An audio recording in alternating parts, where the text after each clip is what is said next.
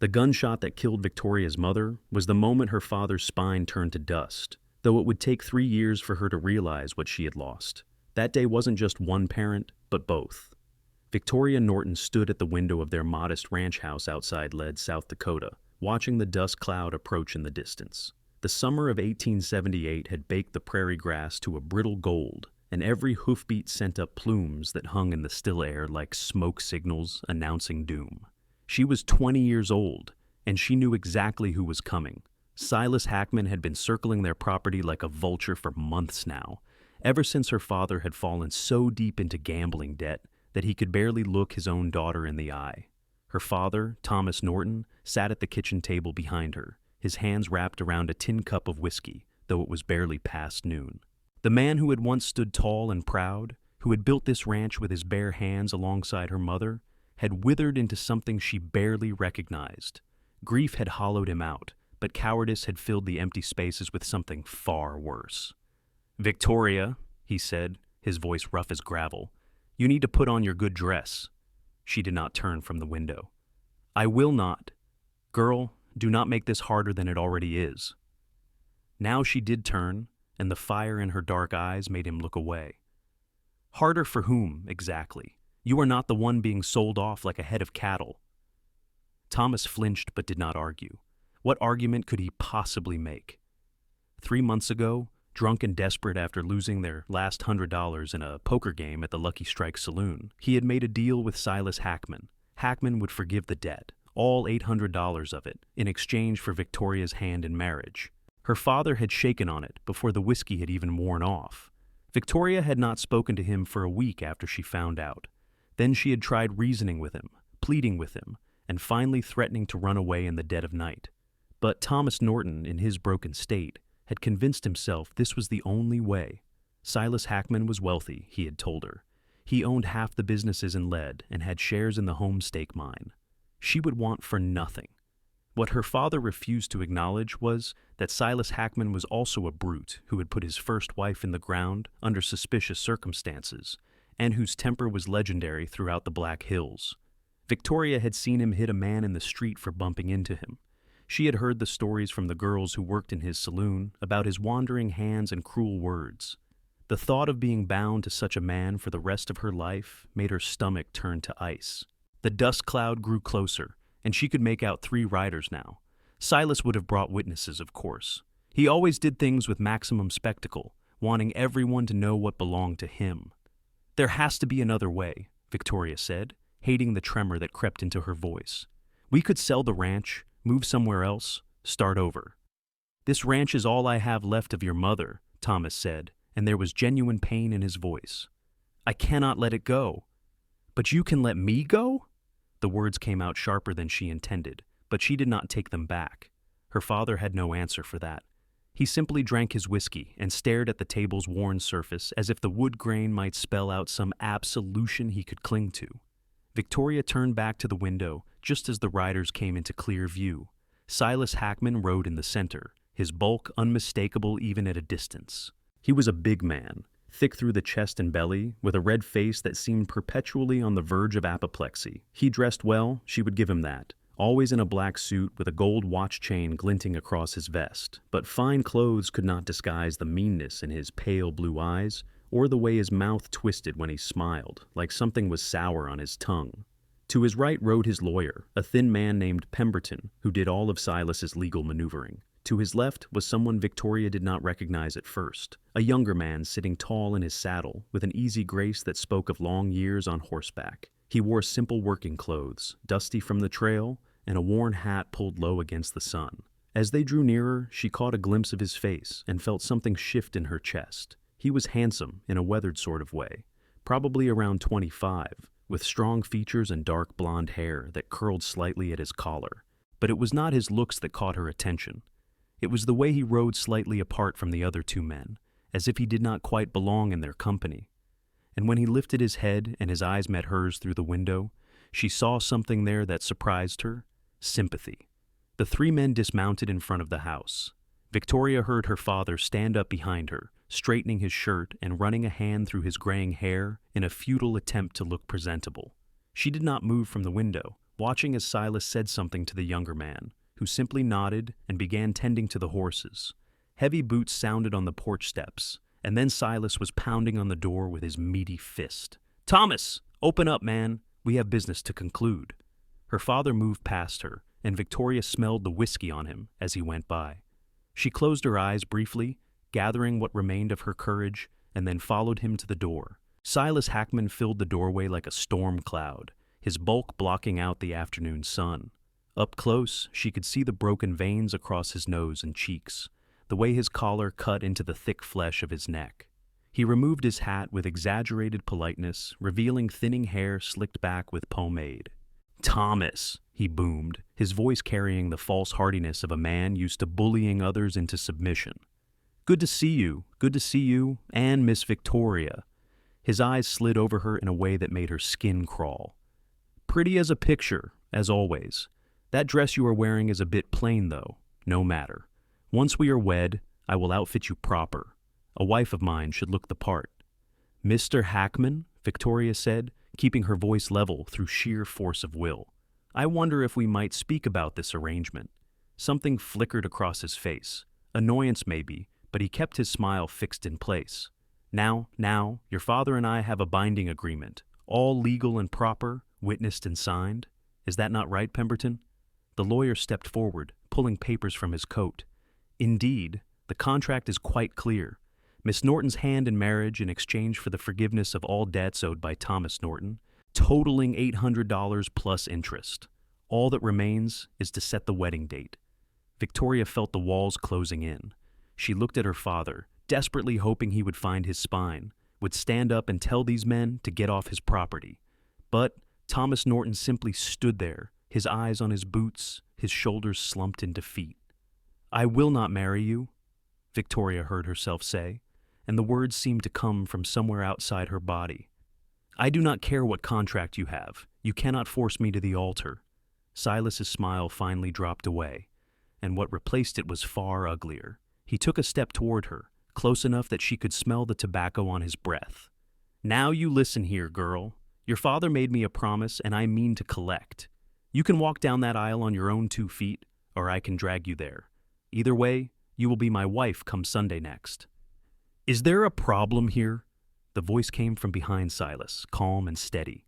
Everyone turned to see the younger man standing at the base of the porch steps, his hand resting casually on the post, but his posture alert. Up close, Victoria could see his eyes were a clear gray, like winter sky, and they were fixed on Silas with an intensity that made the bigger man take a step back. "This does not concern you, Dalton," Silas snapped. "Get back to the horses." "Seems to me it might concern everyone here," the man called Dalton said. He climbed the steps slowly, his movements deliberate. "Especially if there is talk of dragging ladies anywhere against their will." Silas's face flushed an even deeper red. "You work for me, boy. I suggest you remember that and keep your mouth shut." "I work for you as a wrangler, breaking horses," Dalton replied evenly. "I did not sign on for anything else, and I have been thinking maybe it is time I moved on anyway. The company is not much to my liking." Victoria watched this exchange with growing amazement.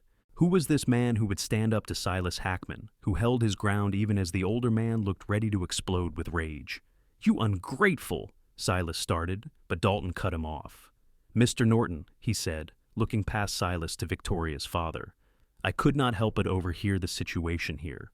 If I understand correctly, you owe Mr. Hackman $800, and he is willing to forgive that debt in exchange for your daughter's hand in marriage. Is that accurate?" Thomas Norton nodded miserably. "And if someone else were to pay that debt, would that nullify the agreement?" Pemberton spoke up quickly. "The contract specifically states, I am asking Mr. Norton," Dalton said, his voice hardening slightly. "Sir, if your debt were paid by another party, would you still feel obligated to send your daughter to marry this man?" Thomas looked up then, confusion and a flicker of hope crossing his face.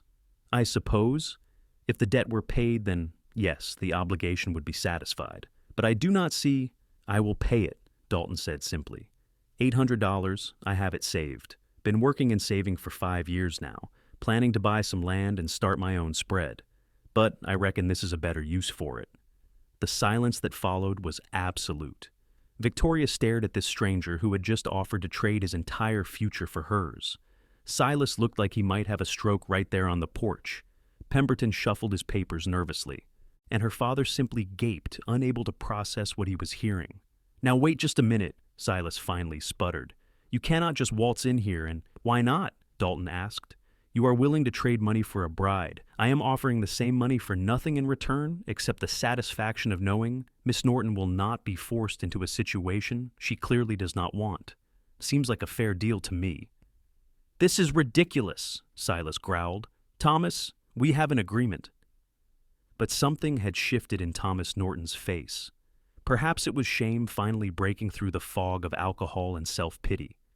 Perhaps it was seeing his daughter's terrified face and realizing what he had almost done. Whatever it was, when he spoke, his voice was stronger than it had been in months. "The boy is right. If the debt is paid, then the obligation is fulfilled.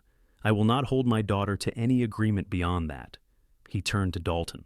"Son, I do not know why you would do this for strangers, but if your offer is genuine, then I accept it." Silas Hackman's face went through several shades of red before settling on something close to purple. "You will regret this, Thomas. Both of you will regret this." He jabbed a finger at Dalton. "You just made a powerful enemy, boy." "I have had enemies before," Dalton said calmly. "I am still standing." Silas grabbed his hat and jammed it on his head. "Come on, Pemberton, we are leaving. And you," he snarled at Dalton, "are fired. Do not bother coming back to my place for your things. They are mine now." "Everything I own is in my saddlebags," Dalton replied. "I travel light." Silas stormed down the steps and mounted his horse with less grace than he probably intended. Pemberton scurried after him, clutching his papers. They rode off in a cloud of dust and fury, leaving an echoing silence behind them. Victoria realized she had been holding her breath. She let it out slowly, her legs suddenly weak beneath her. "I do not understand," she said, looking at Dalton with bewilderment. "Why would you do that? You do not even know me." Dalton removed his hat, revealing the full extent of his sun-bronzed face and those remarkable gray eyes.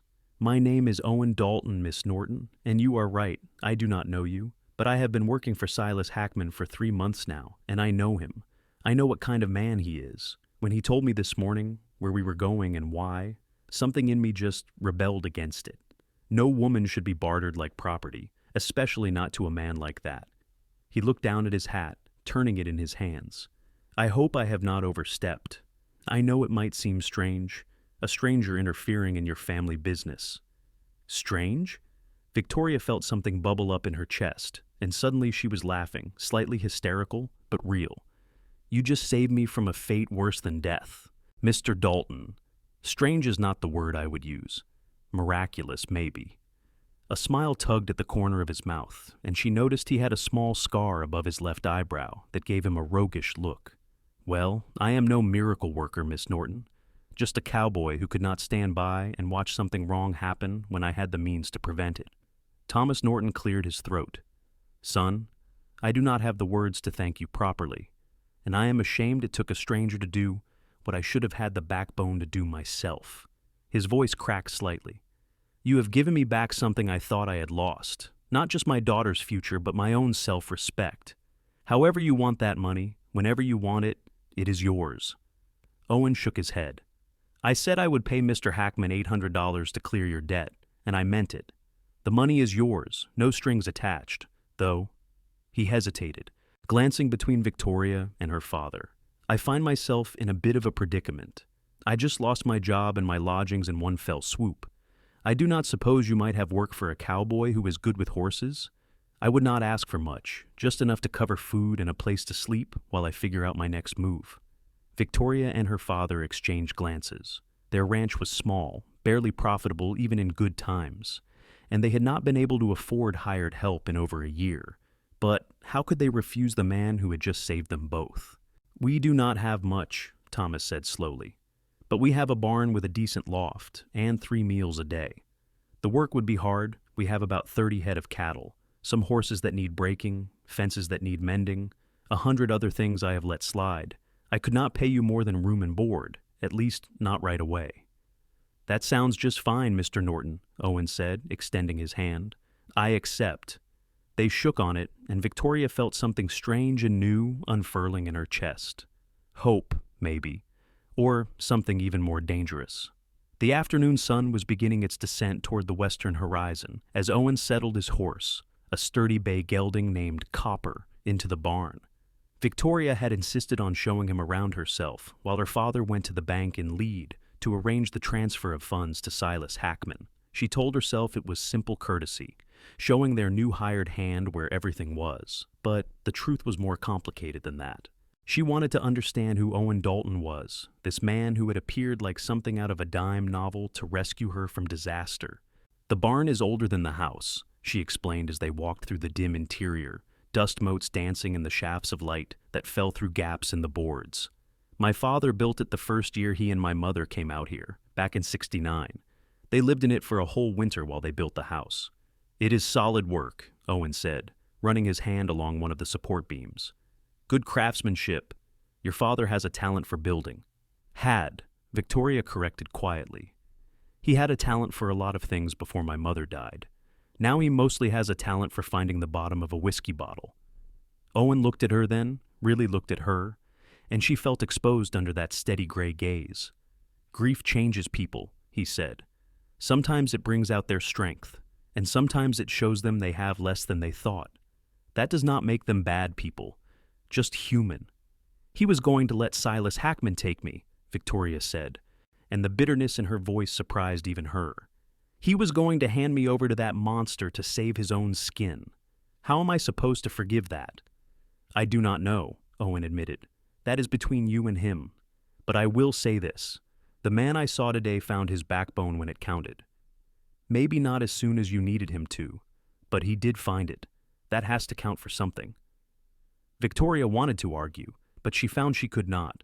Owen was right. Her father had stood up to Silas in the end. It was late, far later than it should have been, but it was something. She would have to decide what that meant for her. They climbed the ladder to the loft, where old hay and forgotten equipment created a landscape of shadows and amber light. This is where you would sleep, Victoria said. It is not much, but it is dry and relatively warm. In winter we can bring up extra blankets. Miss Norton, I have slept under bridges and in lined shacks, where the wind came through so fierce you could barely keep a flame lit. This looks like a palace to me. Owen set down his saddlebags and bedroll, surveying the space with what looked like genuine satisfaction. You can call me Victoria, she said. Given that you saved me from a terrible marriage, I think we can dispense with some of the formality. Victoria, then.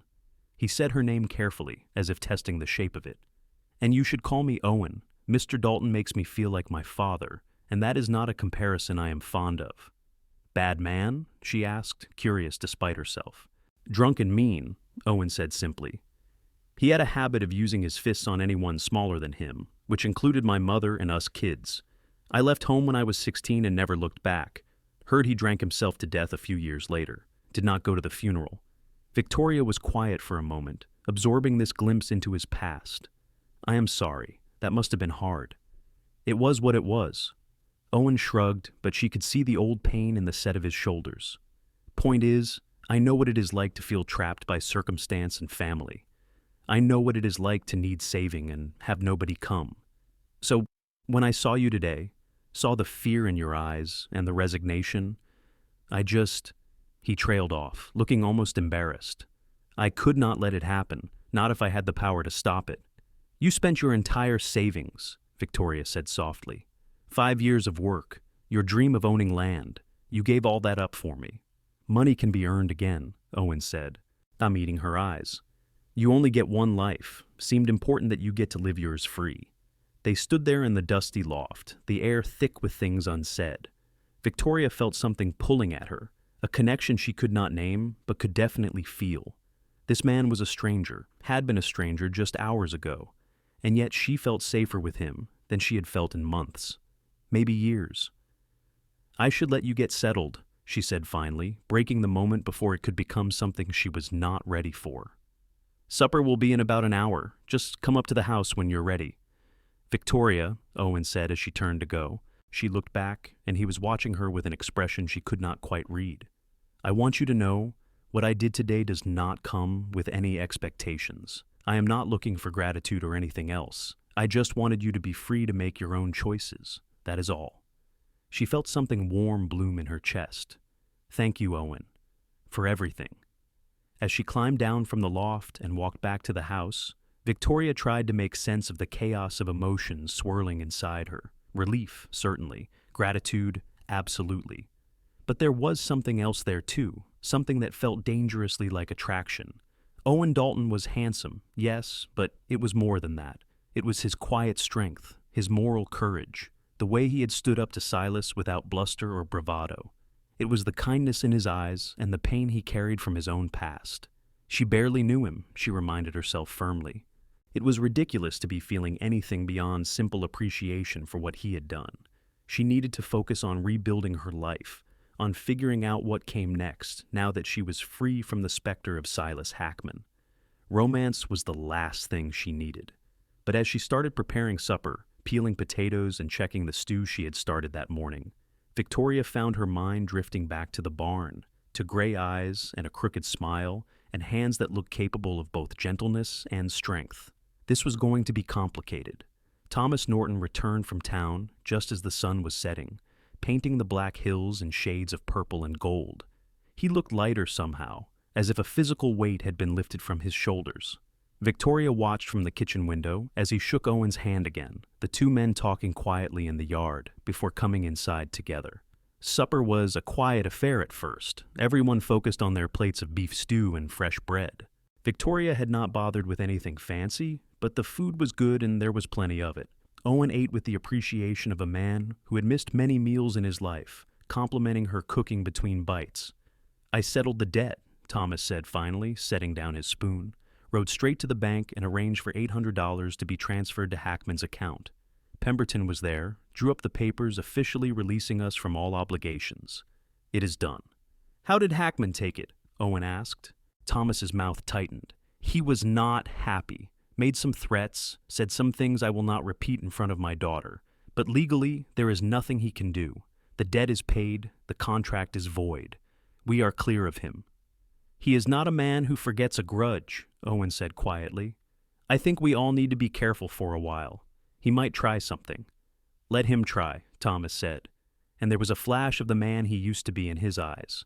"I have already lost almost everything that mattered to me. I will be damned if I lose what is left because of that bully." Victoria felt tears prick her eyes unexpectedly.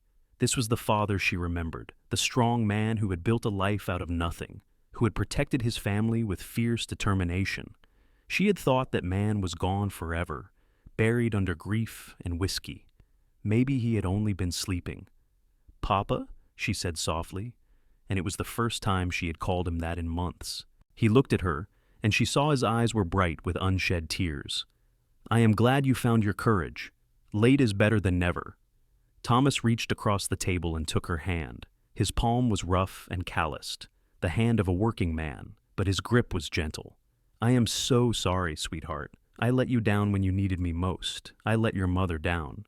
But I swear to you, on her memory, I will do better. I will be better." "I know you will," Victoria said, and found that she meant it. Owen watched this exchange quietly, not intruding on the private moment between father and daughter. When Victoria caught his eye, he gave her a small smile that made her heart do something complicated in her chest. After supper, Owen excused himself to go check on the animals one more time before bed. Thomas poured himself coffee instead of whiskey, which Victoria noted with approval, and they sat together at the table like they used to do before her mother died. "That young man," Thomas said thoughtfully, "is something special. Do you know he would not even let me thank him properly? Just kept saying he did what anyone would do, though we both know that is not true." "He seems very kind," Victoria agreed, trying to keep her voice neutral. Her father gave her a knowing look. "He is also handsome and single, and about the right age for a young woman like yourself." "Papa!" Victoria felt her cheeks heat. "He has been here less than a day. Do not start matchmaking." "I am not matchmaking," Thomas protested, but his eyes were twinkling. "I am just observing, the way he looked at you when you were talking, the way you looked at him when you thought nobody was watching. I may be a grief-stricken old fool, but I am not blind." "There is nothing between us," Victoria insisted. "He did a kind thing, and I am grateful, that is all." "If you say so," Thomas said, but his tone suggested he did not believe her for a moment. Just do not let gratitude or stubbornness make you blind to other possibilities. Your mother and I knew each other for 3 weeks before I asked her to marry me. Sometimes you just know. Victoria helped her father clean up the supper dishes, and then they sat together in the gathering darkness, listening to the sounds of the prairie night. Somewhere out in the barn, Owen was settling in for his first night on the Norton ranch. Victoria wondered if he was looking up at the same stars she could see through the window, wondered what he was thinking, whether he regretted his impulsive generosity. She hoped he did not. She hoped he would stay long enough for her to figure out what these strange new feelings meant. The next morning dawned clear and bright, with the kind of crystalline air that made the Black Hills look close enough to touch. Victoria was up before sunrise, as was her habit, and she started the coffee brewing before heading out to collect eggs from the hen house. She was surprised to find Owen already up and working, mucking out the horse stalls with steady efficiency. "You are up early," she called out. He looked up and smiled, and she noticed he had shaved, revealing the strong line of his jaw. "Old habit. When you work on a ranch, you learn to make the most of the daylight hours. Besides, I figured I should earn my keep." "You already earned your keep and then some," Victoria pointed out. She set down her egg basket and leaned against the barn door, watching him work. He moved with the easy competence of someone who had done this kind of labor his whole life, no wasted motion or effort. "Where did you learn to work horses?" she asked. "Here and there," Owen said. "I have worked on ranches from Texas to Montana over the past 9 years. Spent some time on a horse breeding operation in Wyoming that taught me most of what I know. The owner there, fellow named Sam Bridger, he had a way with horses I have never seen matched. Claimed it was all about respect, treating them like partners instead of property. I try to follow his example." "We have a few horses that need breaking," Victoria said. "My father bought them last year thinking he would train them and sell them for profit, but he has not had the heart for it since Mama died. They are half wild now." "I would be happy to take a look at them," Owen said. "Breaking horses is one of the few things I am actually good at." They worked together that morning in a companionable silence, falling into an easy rhythm. Owen finished with the stalls, while Victoria fed the chickens and collected eggs. Then they moved on to checking the cattle, riding out together across the Norton property as the sun climbed higher in the sky. The ranch was not large by Black Hills standards, maybe 300 acres of grassland and creek bottom, but it was beautiful in its way. The land rolled in gentle swells, dotted with cottonwood trees and crossed by a clear stream that fed into the same watershed that supplied Lead's mining operations.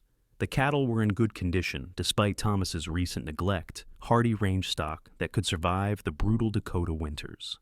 "This is good land," Owen observed as they sat on horseback overlooking the property from a slight rise. "With proper management, you could build a real operation here." "That was my parents' dream," Victoria said. "They wanted to create something lasting, something they could pass down to their children and grandchildren.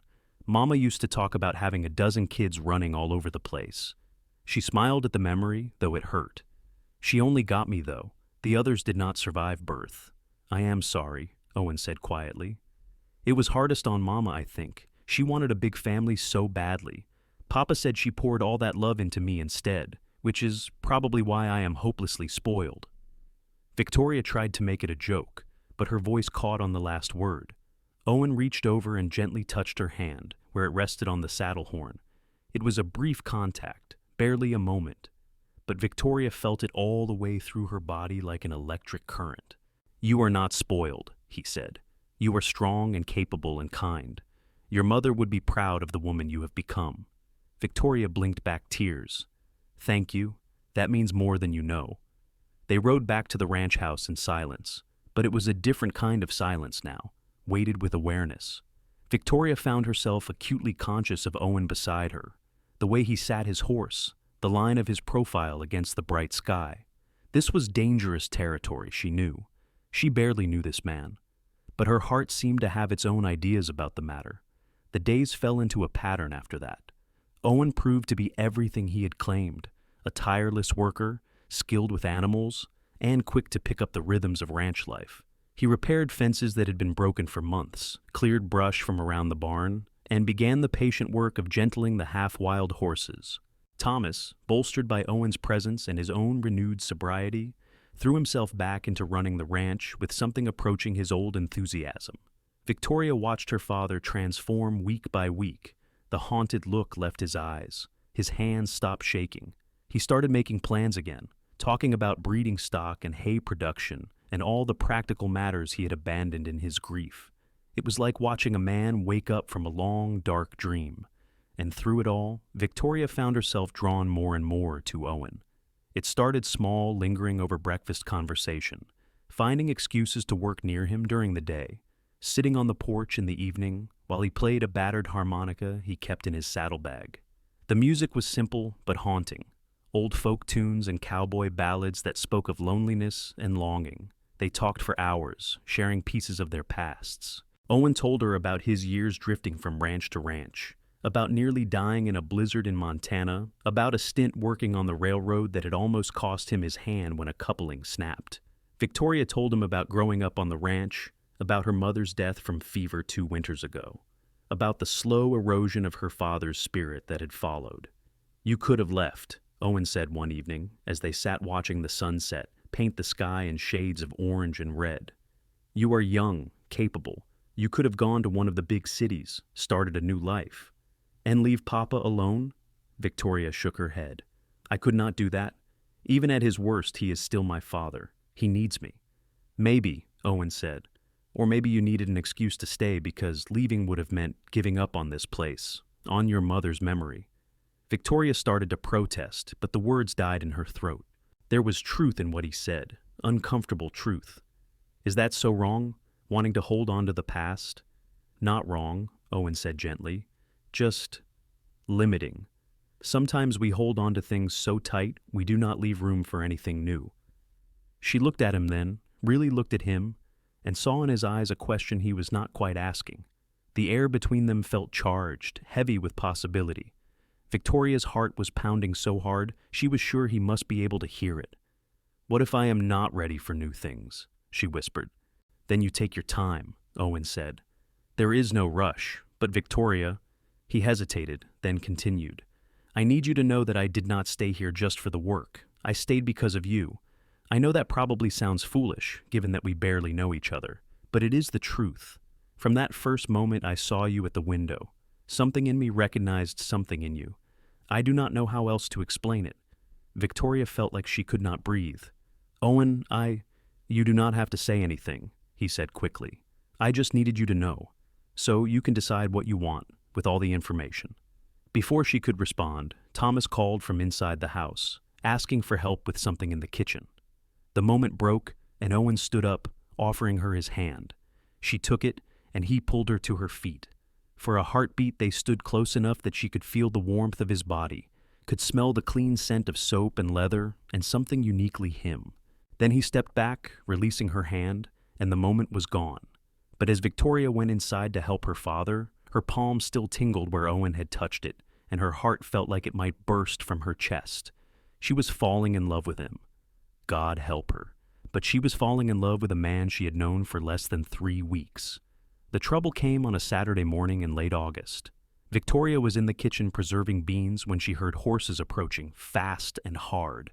Her stomach clenched immediately. Nobody rode like that, unless there was trouble. She wiped her hands on her apron and went to the window. Her worst fears confirmed when she saw Silas Hackman riding toward the house with 4 men at his back. "Papa!" she called out. "Owen, we have company, and it does not look friendly." Her father appeared from the back room, his face already set in hard lines. Owen came in from the barn, and Victoria saw he had buckled on a gun belt she had never seen before. The old Colt at his hip looked well-maintained and frequently used. "You know how to shoot?" Thomas asked, pulling his own rifle from the gun rack. "When I need to," Owen replied. His voice was calm, but his eyes were sharp and alert. Silas and his men reined in their horses in a cloud of dust. The big man dismounted heavily, his face already flushed with anger or drink or both. The 4 men with him were the type Victoria recognized from the rougher saloons in Lead, hired guns and general troublemakers who would do anything for money. "Norton!" Silas bellowed. "Get out here, you cheating coward!" Thomas stepped out onto the porch, rifle held loosely in his hands. Owen was beside him, and Victoria followed, despite her father's attempt to wave her back inside. "What do you want, Hackman?" Thomas called out. "We have no business with you. The debt is paid, and the contract is void." "Paid with money that should have been mine," Silas snarled. He pointed at Owen. "Your hired boy there stole from me.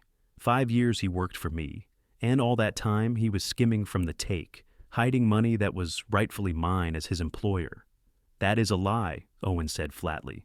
"Every dollar I saved came from my wages, honest earned." "You calling me a liar, boy?" Silas took a threatening step forward. "I am saying you are mistaken," Owen replied, his tone still level. "And I think it is time you left. There is nothing for you here." "Oh, I disagree." Silas's smile was ugly. "See, I have been doing some thinking. That contract I had with Norton, the one for his daughter, I figure it is still valid. A debt is a debt, and I do not care where the money came from to pay it. The point is, I was promised a bride, and I mean to have one." "The law says different," Thomas said. "We had it all drawn up legal. You got your money, the contract is satisfied." "Well now, that is interesting," Silas said, pulling a paper from his coat. "Because I have here a document, signed by you, promising your daughter Victoria to me in marriage. And nowhere on this document does it say anything about money. It just says you are giving her to me as settlement of debts. So even if the money debt is paid, this here promise stands." Victoria felt ice water flood her veins. "That is not true. The contract specifically mentioned the $800. "This is the real contract," Silas interrupted, waving the paper. "The one we signed before witnesses. The other stuff was just talk. This here is what is legal and binding." "You forged that," Thomas said, but Victoria could hear the uncertainty in his voice. She could see it too, the terrible possibility that, in his drunken desperation, her father had signed multiple documents and could not remember what all of them said. "I prove it," Silas said smugly. "I have got 3 witnesses who will swear they saw you sign this of your own free will. You got nothing but your word, and we all know what that is worth. Even if that paper is real, which I doubt, you cannot force a woman to marry you," Owen said. "That is kidnapping, and it will get you hanged." "Not in these parts, boy," one of Silas's men spoke up, a lean man with a scar bisecting his face. "Judge in lead is on Mr. Hackman's payroll. So are the sheriff and most of his deputies. You try to fight this, you will lose." Victoria felt the walls closing in again, the trap she had thought she escaped snapping shut around her once more. But before despair could take hold, she felt Owen's hand find hers and squeeze gently. "Then we will leave," Owen said. "Victoria and I. Tonight if we have to. Go somewhere Hackman's influence does not reach." "You are not taking her anywhere," Silas growled. "She is mine, bought and paid for. Or, rather, not paid for, which is the problem. Tell you what, Norton, we can settle this right now, real simple. Give me the girl, and we will call it square, or refuse, and I will have my men burn this place to the ground with you in it." "You would not dare," Thomas said, but his voice shook. "Try me." Silas's eyes were flat and cold. "I am a powerful man in this territory. I can do what I want. Who is going to stop me? You? Your hired boy? Make me laugh." The 4 men behind Silas spread out slightly, hands drifting toward their weapons. The threat was clear. This was going to turn violent one way or another. "Wait," Victoria heard herself say. Her mind was racing, trying to find a way out, any way out. An idea formed, desperate and probably foolish, but it was all she had. "There is another option." Everyone looked at her. Owen's hand tightened on hers in silent question. "Mr. Hackman, you say you have a contract for marriage, but nothing in that contract says who I have to marry, does it? It just says the marriage settles the debt." Silas frowned. "What are you playing at, girl?" "I am saying that if marriage is what is required to satisfy your contract, then I will marry. Just not you." She turned to Owen, her heart in her throat. "I will marry Owen, today if possible. And then your contract will be fulfilled, I will be married, the debt will be settled, and you will have no legal grounds to object." She saw the understanding dawn in Owen's eyes, followed immediately by concern. "Victoria, you do not have to—" "Yes, I do," she said firmly. She looked back at Silas, whose face had gone purple with rage. "Unless your contract specifically names you as the groom, any legal marriage should satisfy its terms. Is not that right?" Pemberton, the lawyer, had been standing off to the side looking uncomfortable. Now he cleared his throat nervously. Technically, yes. If the contract simply stipulates marriage as settlement of debt without specifying the groom, then any legal marriage would arguably satisfy the conditions. That is the biggest load of, Silas started, but Pemberton held up a hand. Mr. Hackman, if you push this and she marries someone else, any judge, even one favorably disposed toward you, would likely rule that the contract has been satisfied. You would have no grounds to contest it, and if you tried to take her by force after she is legally married, that would be kidnapping regardless of any prior agreement. The law is clear on that point. Silas looked ready to explode. His hand moved toward his gun, and Victoria saw Owen's hand move in response, hovering over his own weapon. "Do not do it," Owen said quietly, and there was something in his voice that made Silas pause. "You are a businessman, not a gunfighter. You draw on me, you will lose, and you know it. Walk away. Cut your losses. There are other women in lead." For a long moment, the tension held like a drawn bowstring. Then Silas seemed to deflate slightly. "This is not over," he spat. "You made a fool of me, Norton. Both of you did. People do not do that and walk away clean." "Is that a threat?" Thomas asked, his rifle coming up slightly. "It is a promise," Silas said. He pointed at Victoria. "You are making a mistake, girl. That drifter will leave you high and dry first chance he gets. At least with me, you would have had money and security." "I would rather have freedom and poverty than luxury and fear," Victoria said coldly. "Get off our land, Mr. Hackman. You are not welcome here." Silas mounted his horse with ill grace, his men following suit. Before he rode off, he leaned down from his saddle and locked eyes with Owen. "You stole from me twice now, boy. First my money, then my bride. I am a patient man, but my patience has limits. Watch your back." They rode off, and Victoria did not realize she was shaking until Owen wrapped his arm around her shoulders, steadying her. "That was either the bravest or most foolish thing I have ever seen," he said softly. "Maybe both." "I meant it," Victoria said, looking up at him. "About marrying you. I know it puts you in a terrible position, ties you to a situation you never asked for, but I do not see another way. Silas will not stop unless I am legally someone else's wife." "Victoria," Owen started, but Thomas interrupted.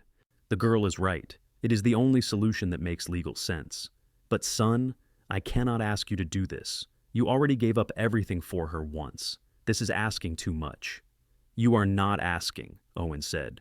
"Victoria is, and she does not need to." He turned so he was facing her fully, his hands coming up to frame her face gently. "I already told you how I feel. I meant every word. If you will have me, I will marry you today, tomorrow, whenever you want. Not because Silas Hackman is forcing our hand, but because I cannot imagine a future that does not have you in it." Victoria felt tears spill down her cheeks. "You barely know me." "I know enough," Owen said. "I know you are strong and brave and kind. I know you care for your father, even when he does not deserve it. I know the sound of your laugh makes me feel like the world is less heavy. I know when I look at you, I see my future, if you will let me be part of yours." "Yes," Victoria whispered. "Yes, I will marry you." Owen smiled then, a true smile that lit up his whole face, and then he was kissing her, gentle and sweet and full of promise. Victoria melted into it, her arms coming up around his neck, and for a moment, the danger and fear and chaos all fell away. There was just this, his lips on hers, his arms holding her safe, and the feeling that she had finally found where she belonged. When they finally broke apart, Thomas was wiping his eyes with his sleeve. "Well," he said gruffly, "I suppose we should go to town and make this official before Hackman changes his mind about leaving peacefully." They rode into Lead that afternoon, all three of them, with Owen and Victoria side by side and Thomas trailing slightly behind like an honor guard. The town was busy with the usual Saturday commerce miners fresh from their shifts spending their pay, families doing their weekly shopping, cowboys from the surrounding ranches looking for entertainment and trouble in equal measure. The courthouse was a simple wooden building on Main Street, and the circuit judge was due to be in town until Monday. They found him in his chambers, a rotund man named Ezekiel Cartwright, who had a reputation for fairness despite the corruption that plagued much of the territory's legal system. "A marriage," he said, looking over his spectacles at them. "Bit sudden, is it not?" "We are in love, Your Honor," Victoria said, and realized as she said it that it was true. Terrifyingly, wonderfully true. And we see no reason to wait. Judge Cartwright looked at Owen. Son, you understand that marriage is a permanent commitment, not something to be entered into lightly? I understand, sir, Owen said steadily. I have never been more certain of anything in my life. And you, Miss Norton, you are entering into this of your own free will, with no coercion? Absolutely, Victoria said. This is my choice. The judge studied them both for a long moment, then nodded. Very well, Thomas Norton, I assume you give your blessing as the bride's father. I do, Thomas said. These two young people have my full support and blessing. The ceremony was brief and simple. Judge Cartwright read the required words. Owen and Victoria exchanged their vows, and Thomas signed as witness. When the judge pronounced them man and wife, Owen kissed Victoria again, and she felt the last piece of fear fall away. She was safe now. Legally, morally, in every way that mattered, she was Owen's wife, and no one could take that from her. They filed the marriage certificate immediately, making sure it was properly recorded and legal. As they left the courthouse, Victoria noticed several of Silas's men watching from across the street. Word would get back to him within the hour, but it did not matter now. The deed was done. Well, Mrs. Dalton, Owen said, trying out the name, how does it feel to be a married woman? Strange, Victoria admitted, but good. Right. She laced her fingers through his. We should probably talk about what this means, though, in practical terms. They walked down Main Street together, Thomas having discreetly excused himself to give the newlyweds some privacy. The afternoon sun was warm, and Lied was alive with noise and activity, but Victoria felt like they were in their own private bubble. I know this was not exactly a traditional courtship, Owen said carefully, and I do not expect. That is, I do not want you to feel pressured about the physical aspects of marriage. We can take our time with that. Victoria felt her cheeks heat, but she appreciated his consideration. Thank you. I think that would be wise. We should get to know each other better first. Agreed. Owen squeezed her hand. Though I do think we should share the house now instead of me staying in the barn. Appearances matter, and if we are going to convince everyone this marriage is real and not just a legal maneuver, we need to act like an actual married couple. That makes sense, Victoria said. The thought of Owen sleeping under the same roof, in the next room perhaps, made her pulse quicken. We have a spare room you can use. It is small, but it has a real bed. They talked logistics as they walked, how they would divide up chores, what their daily routines would look like, how to blend their lives together. It felt strange to be discussing such domestic details with a man she had married just minutes ago.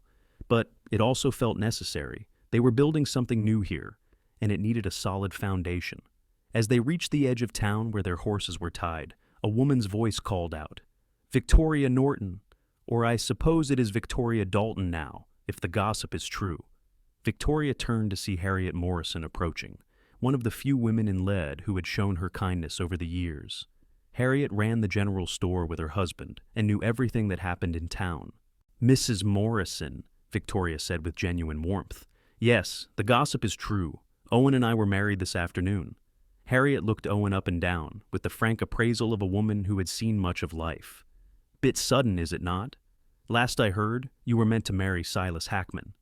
Plans changed, Victoria said simply. Well, thank the Lord for that, Harriet said with feeling. That man is a menace. No offense to his money, but money does not make up for a rotten character. She smiled at Owen. I hope you will be good to her, Mr. Dalton. Victoria is special. I know she is, Owen said, and I promise you, I will spend every day trying to be worthy of her. Harriet patted his arm approvingly. Good man. You two come by the store this week. I will put together a wedding present for you. Some household goods you might be needing. They thanked her and continued on their way.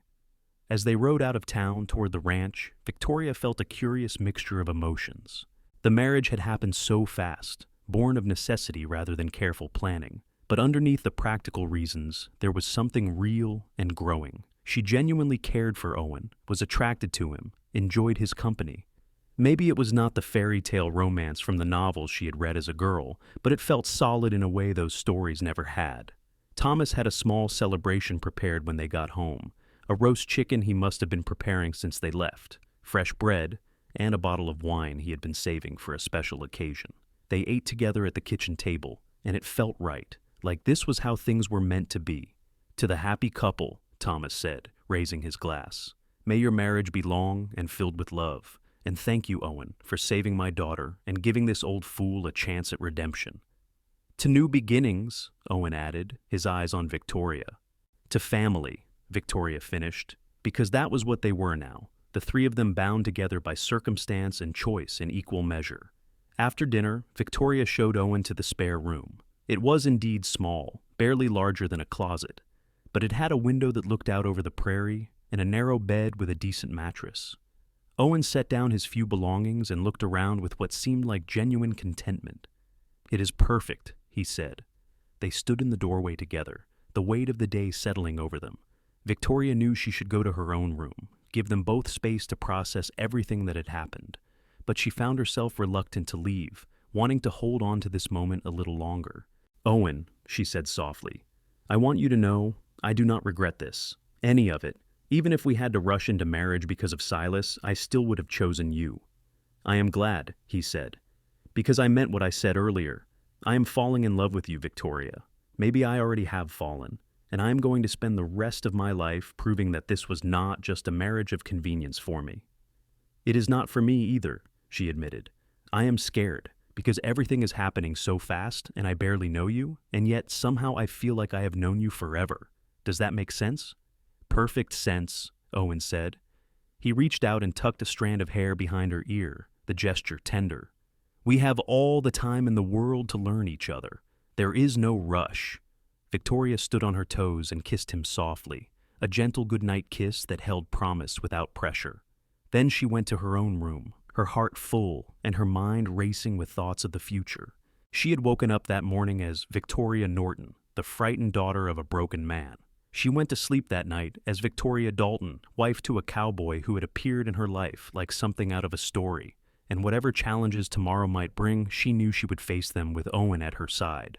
That knowledge made all the difference. The weeks that followed were a study in adjustment and discovery. Victoria and Owen settled into married life with surprising ease, their days filled with the constant work of running a ranch.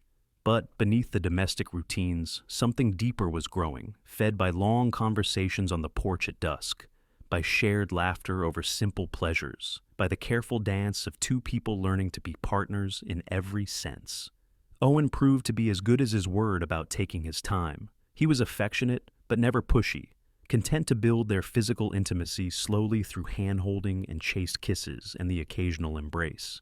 Victoria appreciated his patience even as she found herself wanting more. There was a tension between them, sweet and charged, that grew stronger with each passing day. They worked side by side in the stable one afternoon, in early September, grooming the horses after a long ride.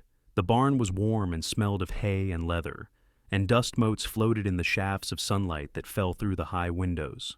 Victoria was brushing down her mare when she heard Owen curse softly. "What is wrong?" she asked, coming around to his side.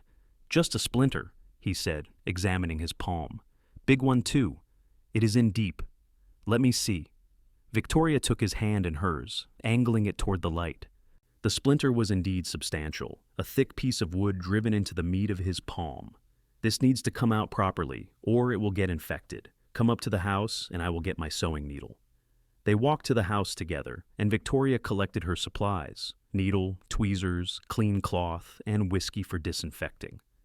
Owen sat at the kitchen table while she worked on his hand, her touch gentle but firm as she dug out the splinter. "Sorry," she murmured as he winced. "Almost got it." "You are doing fine," Owen said. His free hand came up to rest on her waist, steadying her as she leaned close. Victoria was acutely aware of his touch, of the warmth of his palm through the thin fabric of her dress. The splinter came free finally, and she cleaned the wound with whiskey before wrapping it in a clean bandage. But she did not step away, and Owen did not remove his hand from her waist. They stayed like that, frozen in a moment that felt suspended outside of time. "Victoria," Owen said softly. His gray eyes were dark with emotion. "Can I kiss you? I mean, really kiss you, not just the polite pecks we have been sharing?" In answer, Victoria leaned down and pressed her lips to his. The kiss started gentle but quickly deepened, months of restraint and growing feelings pouring out between them. Owen's arms came around her waist, pulling her onto his lap, and Victoria went willingly, her fingers threading through his hair. When they finally broke apart, both breathing hard, Victoria rested her forehead against his. "I think maybe we have been patient enough," she whispered. Owen laughed, the sound rough with want. "I think you might be right, but Victoria, I need you to be sure. I do not want you to feel rushed or pressured just because we are married. This needs to be what you want." "It is what I want," she said firmly. "I want you, Owen. All of you. I think I have wanted you since that first day when you stood up to Silas and offered yourself as the better choice. You were right that day, you know. You are the better choice. The best choice." They moved to her bedroom, their bedroom now, Victoria decided, with a mixture of nervousness and anticipation. The afternoon sun slanted through the curtains, painting everything in shades of gold. Owen was gentle and patient, taking his time to learn what she liked, to make her feel safe and cherished. Victoria had been nervous about this part of marriage, but with Owen it felt natural, right? Like two pieces of a puzzle finally sliding into place. Afterward, they lay tangled together in the sheets, Victoria's head resting on Owen's chest, so she could hear the steady beat of his heart. His fingers traced lazy patterns on her shoulder, and she felt more at peace than she had in years. "I love you," Owen said into the quiet. "I have been wanting to say that for weeks now, but I did not want to pressure you. But Victoria, I love you, completely and totally." "I love you too," she said, and it felt like the most natural thing in the world. "I think part of me has loved you since the moment you stood on our porch and offered your entire savings to set me free. You are a good man, Owen Dalton. The best man I have ever known." They spent the rest of the afternoon in bed, talking and laughing and making love again, with more confidence and less nervousness. By the time the sun began to set, Victoria felt like she had been reborn, transformed from the frightened girl she had been into a woman fully claiming her own life and desires. The autumn deepened, bringing cooler temperatures and the hard work of preparing for winter. Victoria and Owen threw themselves into the tasks, working alongside Thomas to lay in supplies, repair buildings, and ensure the cattle and horses would survive the brutal Dakota winter. The ranch felt alive again in a way it had not since before her mother's death, animated by purpose and hope. Silas Hackman had been notably quiet, which worried Victoria more than if he had been making overt threats. She knew the type of man he was, patient when it served him, willing to wait for the perfect moment to strike. She mentioned her concerns to Owen one evening as they lay in bed. "I do not trust his silence," she said. "He is planning something." "Let him plan," Owen said, but she could hear the tension in his voice. "We are ready for whatever he tries. Your father has his rifle, I have my gun, and we are not alone out here. We have neighbors who would come if we needed help." "Do we, though?" Victoria asked. "Silas has influence, money, connections. A lot of people in Lead would not want to cross him." "Then we will handle it ourselves if we have to," Owen said firmly. He rolled over to face her, his hand cupping her cheek. "I will not let him hurt you, Victoria. I promise you that." She wanted to believe him, wanted to trust that love and determination would be enough. But she had lived in the Black Hills long enough to know that sometimes the bad men won, especially when they had money and power on their side. The trouble came in late October, just as the first real cold snap was settling over the prairie. Victoria woke in the middle of the night to the smell of smoke. She was on her feet instantly, shaking Owen awake. "Fire!" she said urgently. "I smell fire!" They pulled on clothes and rushed outside to find the barn engulfed in flames. The horses were screaming in terror, trapped inside, and Victoria's heart seized in her chest. Owen was already running, Thomas right behind him, both men racing toward the inferno despite the danger. "Get the pump going!" Owen shouted at her. "We need water!" Victoria ran to the well and started pumping, filling buckets as fast as she could. Her father grabbed them and threw water on the flames, while Owen disappeared into the barn through the smaller side door. Victoria's heart was in her throat, terror making her movements clumsy. The barn was fully involved now, flames shooting through the roof, the heat so intense she could feel it from 20 yards away. Owen emerged leading 2 horses, their eyes rolling with fear. He handed them off to Thomas and went back in. Twice more he made the trip, bringing out terrified animals until all the horses and the 2 cows they kept in the barn were safe. On his last trip, Part of the roof collapsed, sending up a shower of sparks and embers. "Owen!" Victoria screamed, dropping the bucket and running toward the barn. He stumbled out just as the front wall collapsed inward, his clothes smoking, his face black with soot. Victoria caught him as he fell to his knees, coughing violently. Behind him, the barn was a towering inferno, impossible to save. "Everyone all right?" Thomas gasped, his own face streaked with sweat and soot. "The animals are safe," Owen managed between coughs. "That is what matters." They stood and watched the barn burn, unable to do anything but keep the flames from spreading to the house. It took hours for the fire to burn itself out, leaving only a smoking skeleton of charred timber and ash where the barn had stood. In the cold light of dawn, the devastation was complete. Victoria walked through the ruins, too stunned to cry. Everything was gone: tools, tack, feed, winter supplies. The loss was catastrophic, potentially fatal to the ranch's survival. "This was not an accident," Thomas said grimly, holding up a broken lantern he found near what had been the barn's rear wall. "This lantern was not here yesterday.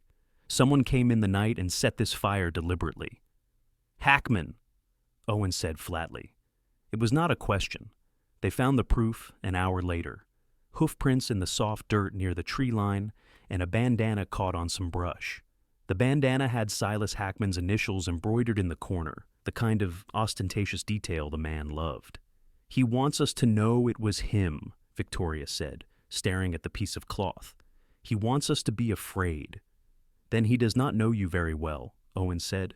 His face was set in hard lines, his gray eyes like flint. "We rebuild, we survive, we do not let him win."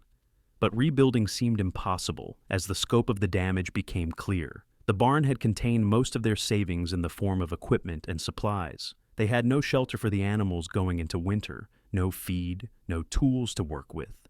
The insurance policy her father had paid for had lapsed months ago when money got tight. They were ruined. That afternoon, something unexpected happened. Harriet Morrison arrived with her husband and 3 other families from nearby ranches. They brought lumber, tools, feed, and strong backs. "We heard what happened," Harriet said simply.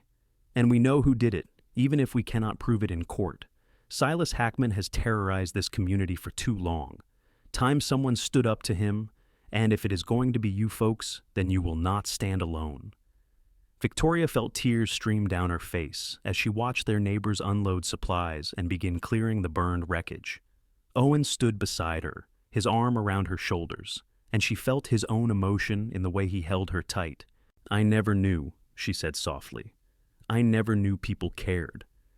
"They were waiting for someone to make the first stand," one of the ranchers, a man named John Copper, explained. "Hackman has bullied and cheated and hurt people for years, but he is powerful, and folks are scared. What you did, refusing to marry him and standing up to him, that gave people courage. Now, we are going to help you survive his revenge, and maybe in the process, we will take back our town." Over the next 2 weeks, something remarkable happened. The community of Lead and the surrounding ranches rallied together to rebuild the Norton barn. Men came after their shifts at the mine to swing hammers. Women brought food and watched children. Even the circuit preacher showed up with his 2 sons to help. The barn rose from the ashes, bigger and sturdier than before, a testament to what people could accomplish when they worked together. Silas Hackman tried to interfere, of course. He threatened men's jobs, called in debts, used every bit of leverage he had. But the tide had turned against him. Too many people had suffered under his thumb for too long. His threats rang hollow, and people ignored them. On the day the barn was finished, everyone gathered for a celebratory meal. Tables were set up in the yard, laden with food brought by dozens of families. Children ran and played while adults talked and laughed, and Victoria looked around at all these people who had become their friends and allies and felt overwhelming gratitude. Owen found her standing slightly apart from the crowd, watching the sun set behind the new barn. He wrapped his arms around her from behind, resting his chin on top of her head. "We did it," he said softly. "We survived him."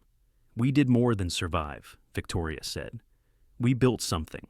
Not just a barn, but a community. We showed people that Silas does not control everything, that standing up to bullies is possible." "You did that," Owen corrected gently. "You were the brave one, refusing to accept what everyone said was inevitable." I just followed your lead." Victoria turned in his arms to face him. "We did it together. That is what marriage is supposed to be, is it not? Facing the world side by side." "I guess it is," Owen said, and then he kissed her, soft and sweet, while around them their friends and neighbors celebrated the victory of community over cruelty. Winter came to the Black Hills with a vengeance, bringing blizzards and brutal cold that tested everyone's endurance. But the Norton ranch survived, sheltered by the new barn, and supplied with enough provisions to see them through until spring. Victoria and Owen spent the long winter nights huddled by the fire, making plans for the future and deepening the bonds that had formed so quickly between them. One evening in January, as snow fell thick outside the windows, Victoria told Owen her suspicions. "I think I might be with child," she said quietly. Owen's face went through several expressions in rapid succession: shock, joy, fear, and finally settling on a fierce protectiveness. "Are you sure?" "Not certain yet, but fairly sure. All the signs are there." Victoria took his hand and pressed it against her still flat belly. "We are going to have a baby, Owen. A family of our own." "A baby," Owen repeated, as if testing the reality of it. Then he was laughing and crying at the same time, pulling her into his arms and holding her like she was made of spun glass. "We are going to be parents. I'm going to be a father." "Are you happy?" Victoria asked, needing to hear him say it. "Happy?" Owen pulled back to look at her, and his eyes were bright with unshed tears. "Victoria, I am terrified and thrilled and grateful all at once. This past year with you has been the best of my life. You took a drifter with nothing to his name and gave him a home, a purpose, a reason to want to be better. And now you are giving me a child? I do not have words for what that means to me." They told Thomas at breakfast the next morning, and the old man's face lit up with a joy Victoria had not seen since before her mother died. "A grandchild?" he said wonderingly. "Mary would have been so happy. She always wanted the house full of children and grandchildren." "Then we will fill it for her," Victoria promised. "This is just the first of many, I hope." The pregnancy progressed smoothly through the winter and into the spring. As the snow melted and the prairie grass began to green up again, Victoria's belly swelled with new life. She had never felt more beautiful or more loved than she did during those months, with Owen constantly attentive and her father hovering like a nervous mother hen. They heard news of Silas Hackman occasionally through neighbors and trips to town. His influence was waning, they said. Too many people had finally stood up to him, and even his money could not buy back the respect and fear he had once commanded. There were rumors he was thinking of selling his businesses and moving to Denver or even San Francisco, starting over somewhere his reputation had not caught up with him. Victoria hoped the rumors were true. She wanted him out of their lives permanently, no longer a shadow lurking in the background. The baby came in late July, born during a thunderstorm that shook the house with its fury. The midwife, a capable woman named Agnes, who had delivered half the children in the territory, guided Victoria through the long, hard hours of labor. Owen stayed by her side the entire time, letting her crush his hand during contractions and whispering encouragement when she was sure she could not go on. Finally, as dawn broke clear and fresh after the storm, Victoria heard the thin, angry wail of her child. "A boy," Agnes announced, placing the squirming bundle on Victoria's chest. Healthy and strong, with a good set of lungs on him. Victoria looked down at her son, this tiny, perfect person who had been part of her and was now his own being, and felt her heart expand to encompass new depths of love she had not known existed. Owen leaned over them both, his hand gentle on the baby's dark, downy head, and she saw tears streaming openly down his face. "He is perfect," Owen whispered. "Absolutely perfect. What should we name him?" Victoria had been thinking about this for months. "I would like to name him Thomas, after Papa, Thomas Owen Dalton, if that is all right with you." "More than all right," Owen said hoarsely. "It is perfect." They introduced Thomas Norton to his namesake grandson a short while later. The old man held the baby with shaking hands, his weathered face soft with wonder. "Hello, little Thomas," he murmured. "Welcome to the world. Your grandmother would have loved you so much." As Victoria watched her father with her son, and Owen with his arm around her shoulders, she felt a profound sense of completion. This was what her mother had dreamed of. Generations connected, love flowing forward. A family rooted in this wild, beautiful land. Young Thomas proved to be an easy baby, content to nurse and sleep and observe the world with solemn eyes that would eventually turn gray like his father's. Victoria and Owen adjusted to parenthood with the same partnership that had characterized their marriage, taking turns with night feedings and diaper changes, sharing the joys and challenges equally. The ranch prospered over the next few years. With Owen's skill with horses and Thomas Norton's renewed dedication, they built a reputation for quality stock that brought buyers from across the territory. They were not wealthy by any means, but they were comfortable, and more importantly, they were happy. Silas Hackman did eventually leave Lead, selling off his holdings and disappearing to parts unknown. The town breathed a collective sigh of relief, and slowly the wounds his greed and cruelty had inflicted began to heal. Victoria gave birth to 2 more children over the next 4 years, a daughter named Mary after her mother, and another son they named Samuel. The house that had once been so quiet with grief filled with the noise and chaos and joy of young children. Thomas Norton, now truly Grandfather Thomas, mellowed completely in his old age, spending his days teaching his grandchildren about the land and the animals and the stars. One evening, when young Thomas was 6, Mary was 4, and Samuel was 2, the whole family gathered on the porch to watch the sun set over the Black Hills. The children played in the yard, while the adults sat in companionable silence. Owen and Victoria on the bench swing her father had built. Thomas Norton in his rocking chair with a cup of coffee and a contented expression. "I have been thinking," Victoria said, her head resting on Owen's shoulder, "about that day you rode up with Silas, the day everything changed. Do you ever wonder what would have happened if you had not been there? If you had not offered yourself as the better choice?" "I try not to think about it," Owen admitted. "The idea of you married to that man, suffering under his cruelty, it makes my blood run cold. I thank God every day that I was in the right place at the right time." "It was not just being there," Victoria said. "It was having the courage to act, to sacrifice everything you had worked for to save a stranger. That takes a special kind of person." "Or a foolish one," Owen said with a slight smile. "I gave up everything I owned on a crazy impulse, and got everything that truly matters in return," Victoria pointed out. "A home, a family, a purpose. We saved each other, Owen. You saved me from Silas, and I saved you from a lonely life drifting from place to place with no roots." "That is the truth of it?" Owen agreed. He pressed a kiss to her temple. "We were both lost in our own ways, and we found each other, built something real and lasting together." "Papa," young Thomas called out, "tell us the story again, the one about how you rescued Mama from the bad man." Owen and Victoria exchanged amused glances. The story of their unusual courtship had become a favorite bedtime tale, though they edited out the more frightening parts for young ears. "All right," Owen said, lifting little Samuel onto his lap, while Mary climbed up beside Victoria. "It all started on a hot summer day in 1878, when the bravest, most beautiful woman I had ever seen stood at a window looking like she needed a hero. And I thought to myself, maybe I could be that hero, just this once." As Owen spun the familiar tale, adding dramatic flourishes for the children's entertainment, Victoria watched her family gathered around her and felt complete. The road from that terrifying day to this peaceful evening had not been easy. There had been challenges and setbacks, moments of fear and doubt, but they had faced everything together, and they had built something beautiful from the ashes of desperate circumstances. Young Thomas grew up with his father's quiet strength and his mother's fierce determination. He learned to gentle horses with patience and respect, and neighbors started bringing their problem animals to him when he was barely in his teens. Mary inherited her grandmother's warmth and practical nature, always ready with a kind word or a helping hand. And Samuel proved to be a natural scholar, his quick mind and endless curiosity leading him eventually to study law, determined to bring justice to people who could not afford fancy attorneys. The years rolled on, bringing all the joys and sorrows that make up a life fully lived. Thomas Norton passed away peacefully in his sleep at 72, surrounded by his grandchildren.